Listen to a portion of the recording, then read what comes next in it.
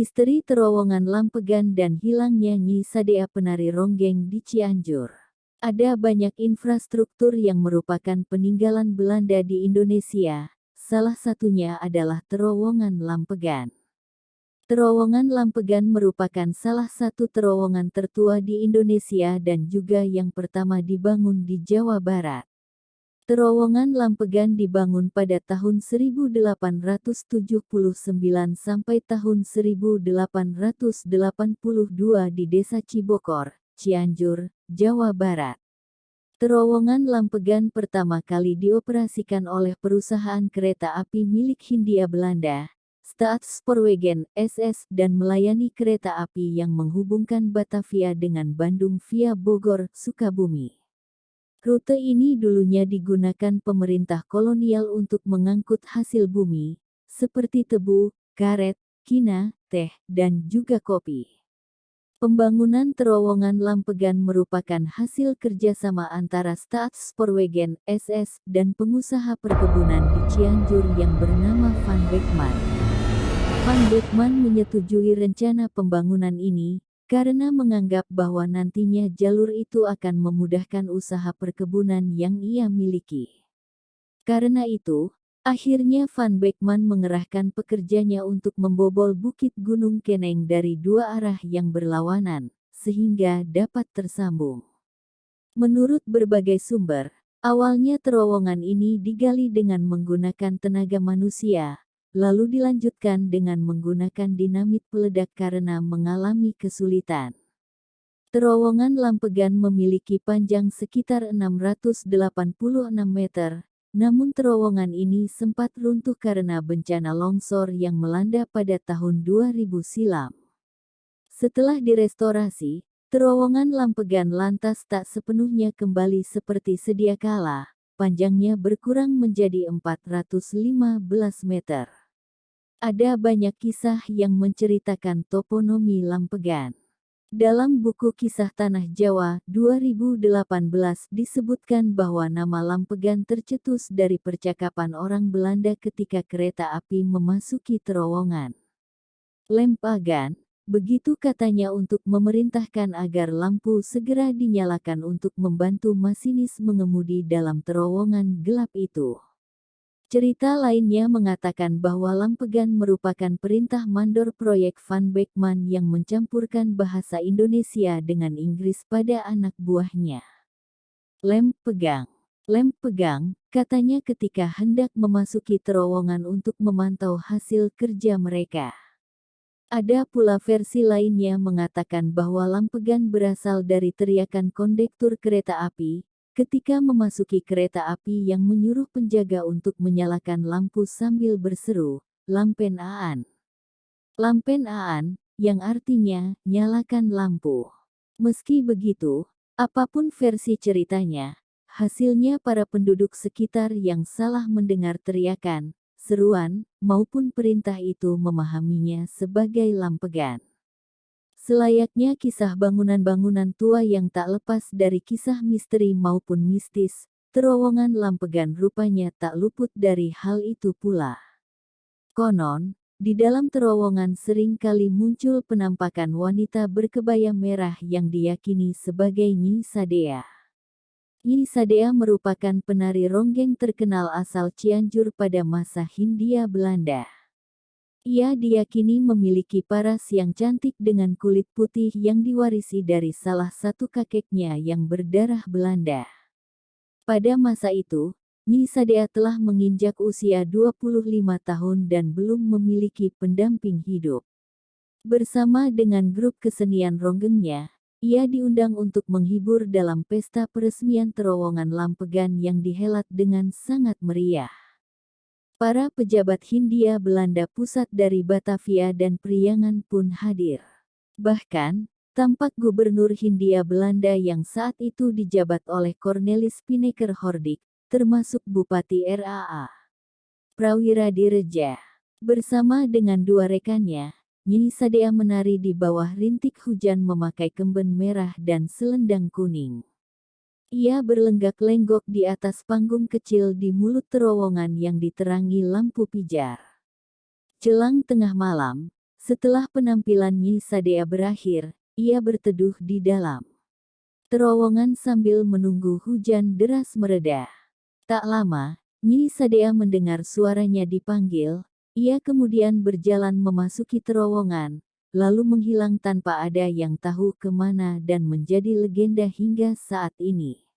Pembangunan terowongan ini terbilang cukup sulit, karena harus menembus bukit besar dari Gunung Kancana.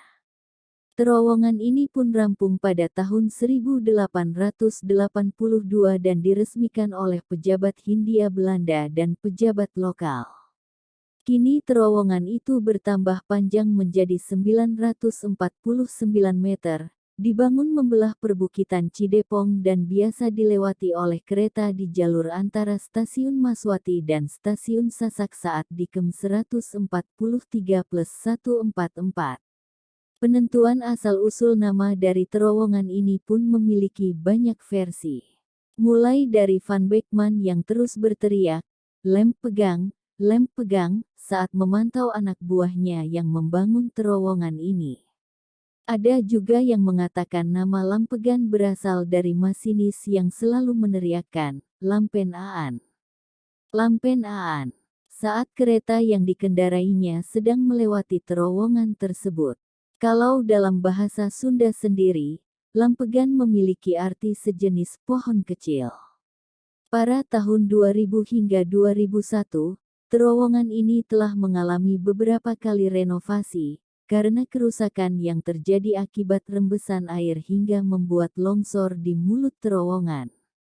Stasiun Lampegan sekarang hanya disinggahi oleh kereta api Siliwangi yang menghubungkan Stasiun Cipatat, Ciranjang, Cianjur, sampai dengan Stasiun Sukabumi. Suasananya yang relatif sepi, warga lokal memanfaatkan terowongan ini sebagai jalan pintas dari arah Cirengas, Sukabumi, ke Lampegan, Cianjur, atau sebaliknya. Lintasan kereta api antara Batavia sampai Buitenzok, Bogor, sudah dibangun oleh pihak swasta. Karena nilai ekonomi yang sangat tinggi di kawasan antara Bogor, Sukabumi, Cianjur, maka pemerintah memandang penting untuk melanjutkan pembangunan lintasan kereta api di lereng timur Gunung Salak dan di lereng barat selatan timur Gunung Gede Pangrango. Memang, jika kita menelusuri sejarah kawasan di sekitar Lampegan Cianjur, kita akan disuguhkan pada kemungkinan sebab penamaan Lampegan sebagai stasiun di sana. Mengacu pada dokumen kolonial, nama Lampegan sudah ada di daerah tersebut sejak tahun 1870-an. Dalam Regerings Almanak voor Nederlands in di tahun 1874, Lampegan tertulis sebagai nama satu persil yang disewakan untuk perkebunan kopi Liberia milik W. G. Krol. Selain Lampegan, tertulis pula persil Gunung Rosa, Gunung Melati, Cibitung di bawah administrasi distrik Peser, Regerings Almanak voor Nederlands Indi, 1874, Dil. 1, 1874, halaman 326-327. Nama ini tertulis dalam berita-berita pembangunan jalur kereta api Priangan di sekitar tahun 1880-an, termasuk saat pembuatan stasiun dan terowongan di Lampegan. Di koran-koran tertulis, Lampegan menjadi tempat tinggal para pengawas proyek serta pembakaran semen dan oven batu bata, Anlek van de Lin Buitenzok, Preanger Regencapen, Java Bode, tanggal 2 Januari tahun 1880. Setelah jalur kereta api diaktifkan, beberapa perusahaan perkebunan di sana mengangkut produk mereka dengan memanfaatkan transportasi kereta api. Selain itu, beberapa perusahaan menjadikan stasiun Lampegan sebagai alamat mereka. Media cetak De Preanger Bode menjelaskan bahwa di Lampegan terdapat gudang untuk menampung hasil kopi. Officiële Berichten, De Preanger Bode, tanggal 10 Mei tahun 1897. Selepas zaman Hindia Belanda tahun 1942 sampai tahun 1945 terowongan Lampegan dikuasai oleh bala tentara Jepang. Yusuf Supendi, 95, warga sekitar masih ingat bagaimana serdadu Jepang membuat sebuah pos penjagaan yang lumayan kuat di sana. Di akhir kekuasaan bala tentara Dai Nippon, stasiun itu kerap dijadikan sasaran penyerangan para pemuda Indonesia untuk mendapatkan senjata. Memang lokasi yang berbukit dan berada di tengah hutan, membuat terowongan Lampegan dijadikan tempat strategis untuk melawan dan bersembunyi dari penjajah. Bahkan, disebutkan jika Lampegan merupakan lokasi ideal untuk ajang duel mortir guna menakut-nakuti serdadu Belanda. Di awal tahun 2000, terowongan ini mengalami kerusakan karena rembesan air dan longsoran tanah di mulut terowongan.